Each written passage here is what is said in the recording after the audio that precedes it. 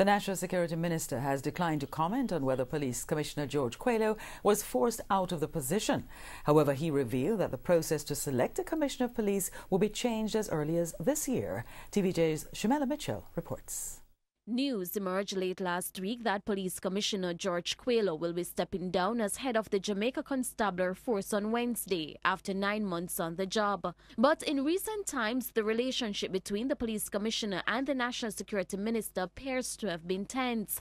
On Tuesday, TVJ News asked Mr. Montague if he forced the Commissioner to resign. According to Mr. Montague, that's a question for the Police Service Commission. Mr. Montague also declined to give an opinion on Mr. Coelho's replacement. In due course, the country will be informed. I do not want to be accused of interference or having any intervention in the process. Do you think now is a good time for him to step up? The position I hold, I am not allowed the luxury of thinking like that and expressing a personal opinion. There have been concerns about the high turnover of police commissioners since it was announced that Commissioner Coelho will step down.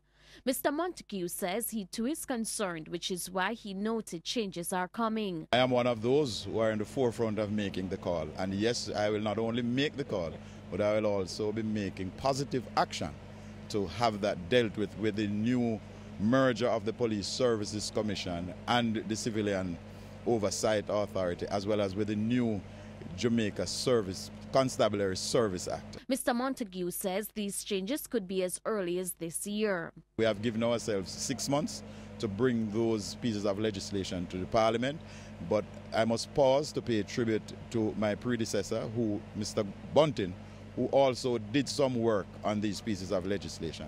The National Security Minister made the disclosure to TVJ News following the handing over of 6 vehicles and bicycles to the St. Thomas Police Tuesday morning.